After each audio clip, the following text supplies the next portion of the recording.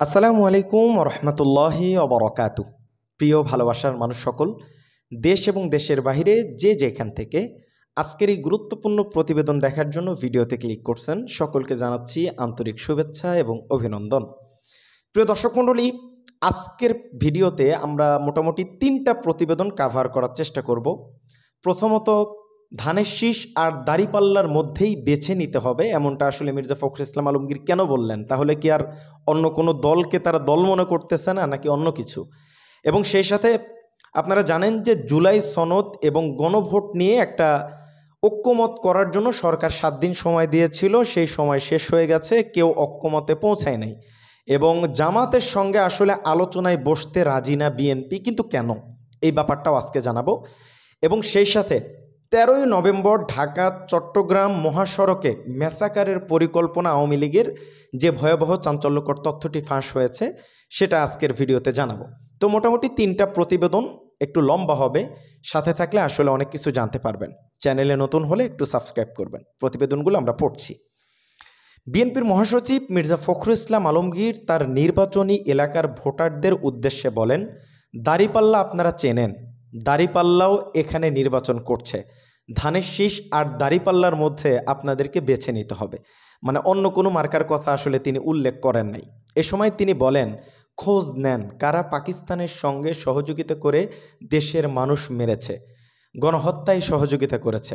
নিজের জন্য ভোট চেয়ে মির্জা ফখরুল ইসলাম আলমগীর বলেন, এবারের ভোটটা আমাদের জন্য খুবই গুরুত্বপূর্ণ, এটাই আমার শেষ নির্বাচন, তাই আপনাদের কাছে এবারের নির্বাচনে ধানের শীষ মার্কায় ভোট চাই। আমরা দেশটাকে স্থিতিশীলতার অবস্থায় নিয়ে আসব। বিএনপির মহাসচিব মির্জা ফখরুল ইসলাম আলমগীর আরও বলেন যে দেশের সব সংকট নাটক, মানুষ আসলে নিজেদের ভোট নিজে দিতে চায়। কয়েকটি দল বলছে নির্বাচনের আগে গণভোট হতে হবে, আমরা বলছি গণভোট হবে নির্বাচনের দিনেই। সাধারণ মানুষ গণভোট কিংবা সনদ এসব বিষয়ে বোঝে না। আপনারা বোঝেন না নাকি? এগুলো শিক্ষিত কিছু মানুষ বাহির থেকে এসে আমাদের উপরে চাপাচ্ছে। মির্জা ফখরুল ইসলাম আলমগীর বলেন, আমি ভোট দেব, আমি দেব, যাকে খুশি তাকে দেব। এ সরকার জনগণের সরকার নয়, জনগণের কষ্ট বোঝে না। ডক্টর ইউনূস সরকার জনগণের সরকার নয়। ডক্টর ইউনূস আহা কষ্ট কই রাখি। তিনি আরও বলছেন, বিএনপি ক্ষমতায় এলে কৃষকদের ন্যায্য দামে ধান বিক্রির ব্যবস্থা করা হবে, ফ্যামিলি কার্ড করা হবে। এগুলো হচ্ছে প্রতিশ্রুতি। এবং বড় খোঁচাবাড়ি এলাকায় মত বিনিময় সবাই তিনি আসলে অসুস্থ হয়ে পড়ছেন। এবং জামাত ইসলামের আমির যখন অসুস্থ হয়ে পড়ছিল, বিএনপির অনেক নেতাকর্মীরা ন্যারেটিভ তৈরি করার চেষ্টা করছিল যে এটা আসলে নাটক করতেছে। তো ফখরুল ইসলাম আলমগীরের ব্যাপারে কিন্তু এই সমস্ত কথা ওঠে নাই। কিছুক্ষণ পর নিজেকে সামাল দিয়ে তিনি বলেন, কিছু হয়নি, আমি ভালো আছি। এরপর চেয়ারে বসে বক্তব্য শেষ করেন।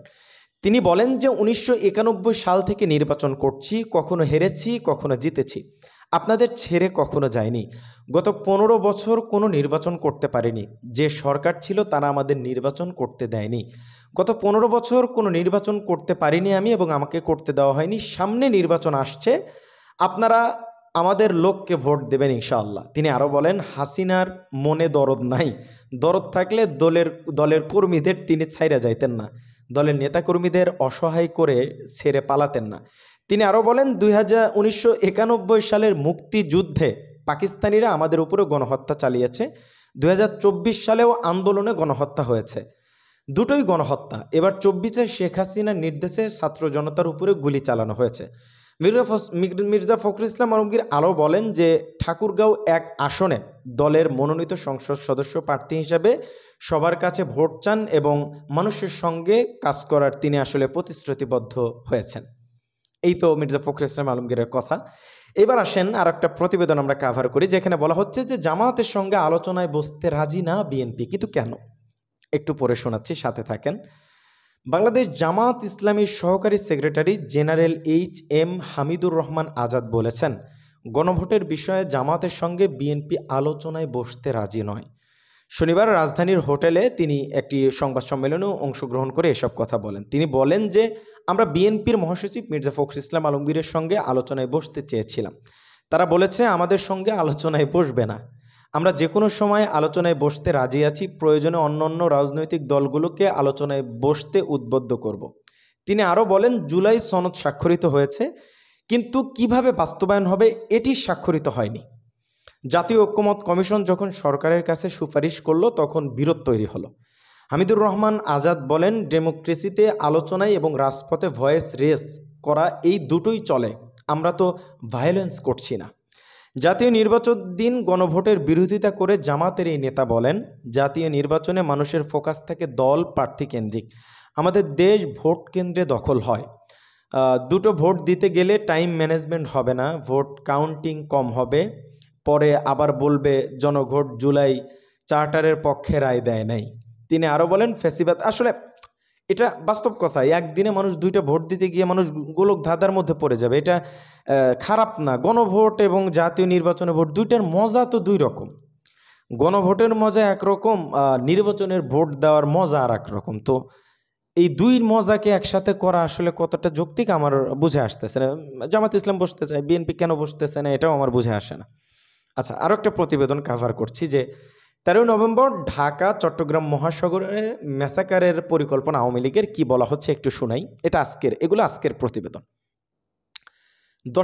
দেশের অর্থনীতির লাইফলাইন ঢাকা চট্টগ্রাম মহাসড়ককে টার্গেট করে ম্যাসাকার করার পরিকল্পনা কার্যক্রম করছে নিষিদ্ধ আওয়ামী লীগ, যুবলীগ এবং ছাত্রলীগ। 13 নভেম্বর ঢাকা ঘোষিত তথাকথিত লকডাউন কর্মসূচিকে কেন্দ্র করে কুমিল্লা ও মহাসড়কের বিভিন্ন পয়েন্টে বিশৃঙ্খলা সৃষ্টির প্রতিশ্রুতি নিচ্ছে তারা, এমন তথ্য পেয়েছে গোয়েন্দা সংস্থা। সূত্র জানায়, ঢাকা চট্টগ্রাম মহাসড়কের 14 গ্রাম এবং পাদুয়া বাজার বিশ্ব রোড এই সমস্ত এলাকাকে টার্গেট করা হয়েছে। এসব জায়গায় সম্মিলিতভাবে মিছিল ও সংঘর্ষ সৃষ্টির পরিকল্পনা রয়েছে।